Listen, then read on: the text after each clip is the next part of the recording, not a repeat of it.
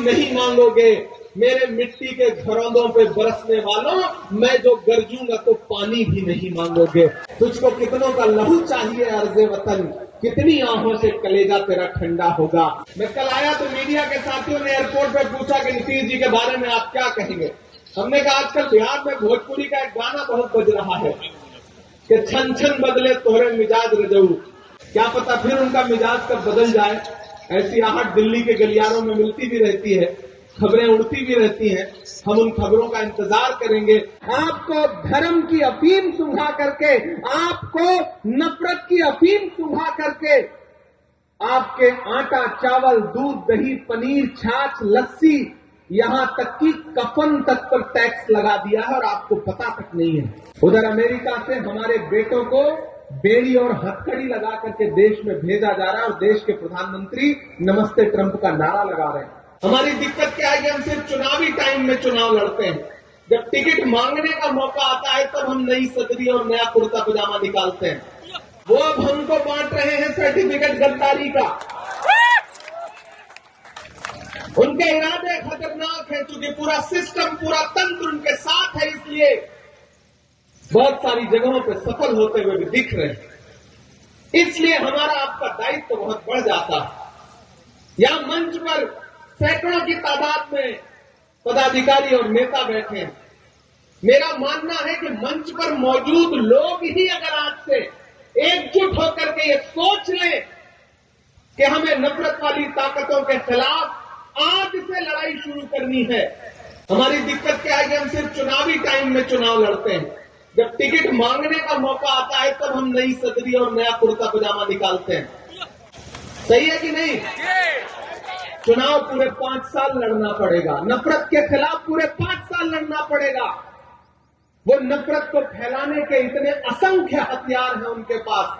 हम आप यहां भाषण कर रहे हैं, उनका पूरा एक आईटी सेल बैठा है। आपके कौन से बयान को कहां काट करके कहां पहुंचा दिया जाएगा आपको पता भी नहीं चलेगा। इस देश में तकरीबन 350 मिलियन लोग हैं जो फेसबुक यूज करते हैं, 450 मिलियन लोग हैं जो यूट्यूब यूज करते हैं, इंस्टाग्राम यूज करते हैं, और तकरीबन 563 मिलियन लोग हैं जो व्हाट्सएप यूज करते हैं। हमको आपको पता ही नहीं है कि सोशल मीडिया का कैसा दुरुपयोग करके आपके खिलाफ प्रोपेगेंडा चलाया जा रहा है, और हम अपनी दुनिया में मगन होकर के हमें लगता है कि नहीं, संविधान भी सुरक्षित है, लोकतंत्र भी सुरक्षित है, देश भी सुरक्षित है। उधर अमेरिका से हमारे बेटों को बेड़ी और हथकड़ी लगा करके देश में भेजा जा रहा है और देश के प्रधानमंत्री नमस्ते ट्रंप का नारा लगा रहे हैं। हालात वैसे नहीं है जैसा आप समझते हैं। राहुल गांधी जी अपने भाषणों में हमेशा एक बात कहते हैं कि जब जेब कतरे को आपकी जेब काटनी होती है तो पहले आपका ध्यान भटकाता है और फिर आपकी जेब काट लेता है। इसी तरह इस सरकार ने किया है। आपको धर्म की अफीम सुंघा करके, आपको नफरत की अफीम सुंघा करके, आपके आटा, चावल, दूध, दही, पनीर, छाछ, लस्सी, यहां तक कि कफन तक पर टैक्स लगा दिया है और आपको पता तक नहीं है। खतरा बहुत बड़ा है। इसलिए मैं पूरे बिहार के लोगों से, मैं खुद लंबा सा सफर तय करके कई कार्यक्रम इधर उधर करके मुझे लगा कि नहीं, मुझे जाना है और अल्पसंख्यक विभाग के विशेष तौर से पदाधिकारियों से बातचीत करनी है। ये जो पूरा इलाका है ये बहुत उपजाऊ है और कांग्रेस की विचारधारा के लिए बहुत मुफीद इलाका है, क्योंकि ये गांधी का इलाका है, ये गोडसे का इलाका नहीं है। इसलिए अगर आप सबने प्रण लिया, किसी ने कहा है कि शेर जब तक अपनी कहानियां लिखना खुद नहीं सीखेंगे तब तक शिकारी अपनी कहानियों में खुद को महान बताते रहेंगे। जनता के विरोध में सारे काम किए जा रहे हैं और मैंडेट चूंकि उनके पास है, और इन दिनों लोकसभा चुनाव के बाद जो थोड़ा सा नरमी आई थी, हरियाणा और महाराष्ट्र 2 राज्य जीत गए, तो मनोबल इतना बढ़ गया है कि डॉक्टर बाबा साहब अंबेडकर के खिलाफ देश की संसद में ऐसी भाषा का इस्तेमाल कर रहे हैं जो अहंकार में डूबी हुई है।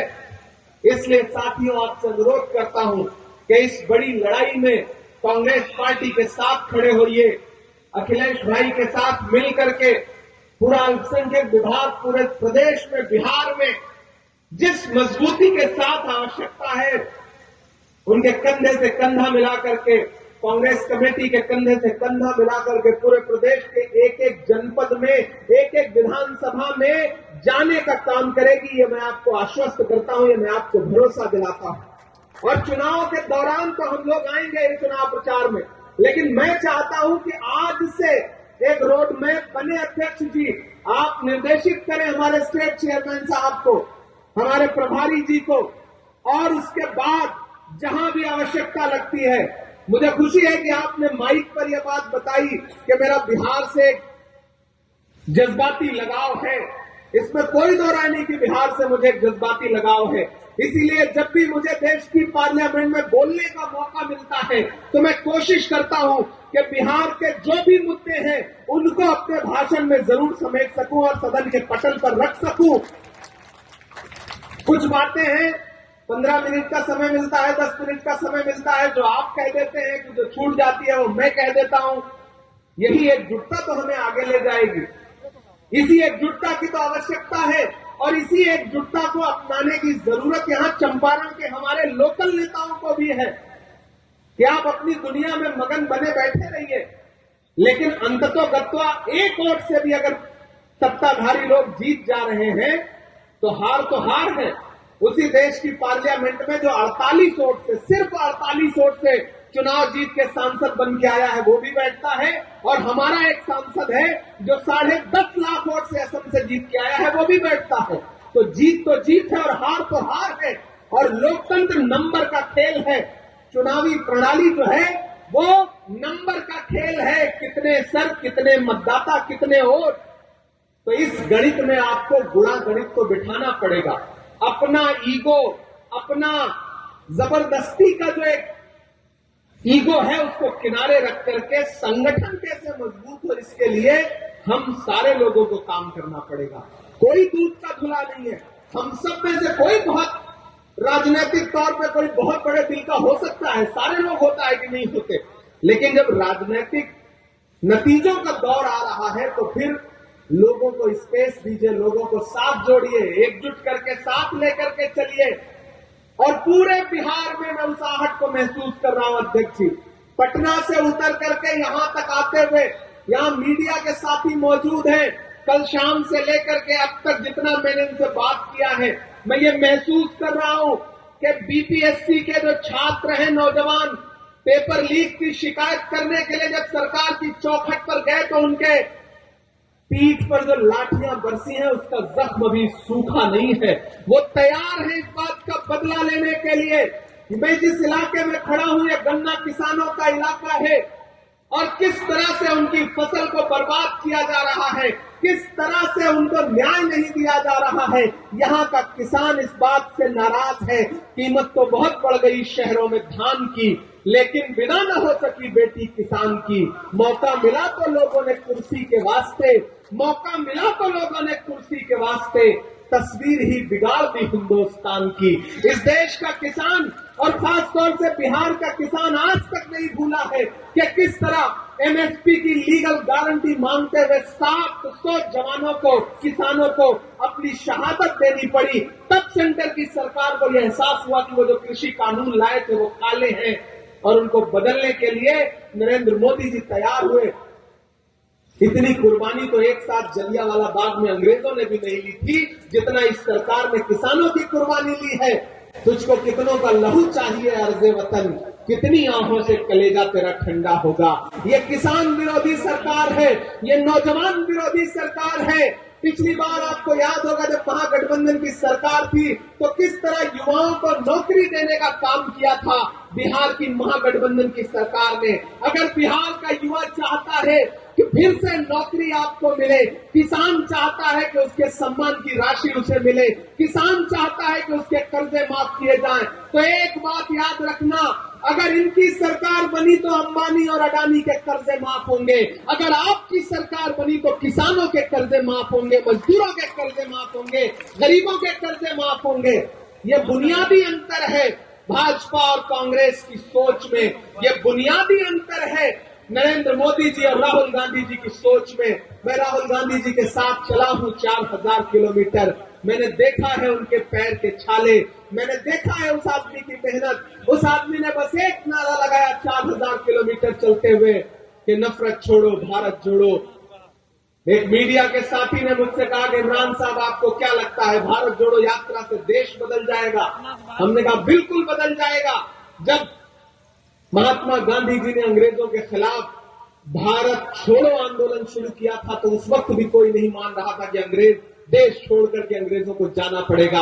आज राहुल गांधी जी ने भारत जोड़ो आंदोलन शुरू किया है तो लोग आज भले ना मान रहे हो, लेकिन कुछ दिन में लोगों को यह एहसास होगा कि जैसे भारत छोड़ो आंदोलन से अंग्रेजों को जाना पड़ा था, वैसे ही भारत छोड़ो आंदोलन से आज वाले अंग्रेजों को भी जाना पड़ेगा, सत्ता से उतरना पड़ेगा और ये काम कांग्रेस पार्टी करके दिखाएगी। क्योंकि हम जानते हैं राहुल गांधी जी की मंशा और उनकी नीयत कितनी साफ सुथरी है। राहुल जी जानते हैं टास्क उन्होंने लंबा लिया है, पहले 4000 किलोमीटर फिर 6700 किलोमीटर, क्योंकि वो जानते हैं इस देश में नफरत कम करना पड़ेगा। जब तक नफरत कम नहीं होगी तब तक भाजपा कम नहीं होगी। खून में अपने रवानी भी नहीं मांगोगे, मेरे मिट्टी के घरौंदों पे बरसने वालों, मैं जो गरजूंगा तो पानी भी नहीं मांगोगे। इस देश का आम इंसान अगर जागेगा, बिहार का आम मतदाता अगर जागेगा, तो ये जो दिल्ली को बैसाखी देने वाली सरकार बिहार में बैठी है, वो बैसाखी भी टूटेगी और बिहार में बदलाव भी होगा। यहाँ महागठबंधन की सरकार बनेगी। हमें तो आजकल नीतीश कुमार जी पे बड़ा उनके बारे में सोच के अखिलेश भाई बड़ी चिंता भी होती है। मैं कल आया तो मीडिया के साथियों ने एयरपोर्ट पर पूछा कि नीतीश जी के बारे में आप क्या कहेंगे। हमने कहा आजकल बिहार में भोजपुरी का एक गाना बहुत बज रहा है कि छन छन बदले तोहरे मिजाज रजऊ, धोखेबाज रजऊ। तो मुझे लगता है कि जो साहित्य और संस्कृति है ना, वो समाज का दर्पण होती है। तो ये जो लोक कलाकार हैं, जो भोजपुरी के कलाकार हैं, वो देख रहे हैं कि सरकार के मुखिया का मिजाज छन छन में कैसे बदलता रहता है। तो दरअसल ये गीत किसी प्रेमी या प्रेमिका के लिए नहीं लिखा गया है, बल्कि ये गीत बिहार के मुखिया के लिए लिखा गया है, क्योंकि उनका मिजाज छन छन में बदलता रहता है। तो मुझे कभी कभी उनकी बड़ी चिंता भी होती है, क्या पता फिर उनका मिजाज कब बदल जाए। ऐसी आहट दिल्ली के गलियारों में मिलती भी रहती है, खबरें उड़ती भी रहती हैं। हम उन खबरों का इंतजार करेंगे, लेकिन आपसे इतना कहना चाहते हैं साथियों कि जो संस्थानिक तौर पर अपने एजेंडे को लेकर के भाजपा और आरएसएस के लोग आगे बढ़ रहे हैं, उसका मुकाबला संविधान की किताब से ही किया जा सकता है। जो मुहिम जगाने के लिए राहुल गांधी जी पूरे देश में जा रहे हैं, हम उनके सहयोगी, उनके सिपाही, उनके साथी बन करके आपके बीच में आए हैं और आपसे ये अनुरोध करते हैं कि इस बड़ी लड़ाई में हमारे साथ खड़े होइए, कांग्रेस पार्टी के साथ खड़े होइए। वैचारिक रूप पर भी, सामाजिक तौर पर भी, राजनीतिक तौर पर भी कांग्रेस पार्टी के साथ आइए। हम सब मिल करके संविधान भी बचाएंगे, लोकतंत्र को भी मजबूत करेंगे और इस देश के हाशिए पर मौजूद दलित हो, पिछड़ा हो, अल्पसंख्यक हो, महिलाएं हो, नौजवान हो, अति पिछड़ा हो और इस देश का वो समड़ जो संस्थान की मार खा करके आर्थिक तौर पे गरीब रह गया है, उन तमाम लोगों के अधिकारों को लड़ने के लिए राहुल गांधी जी के नेतृत्व में पूरा इंडिया गठबंधन उस लड़ाई को लड़ेगा, ये मुझे पूरा विश्वास है। इससे ज्यादा आपसे बहुत कुछ कहना नहीं है। आपने बहुत धैर्य से हमारे भाषण को सुना। मंच पर जो बाकी साथी रह गए हैं जिनका नाम नहीं ले सके हैं, उनका भी आभार, उनका भी धन्यवाद कि वो इस कार्यक्रम में पूरी जोश और ऊर्जा के साथ शामिल रहे हैं। तो साथियों, एक बार फिर से आप सारे लोगों का बहुत अभिनंदन, बहुत शुक्रिया।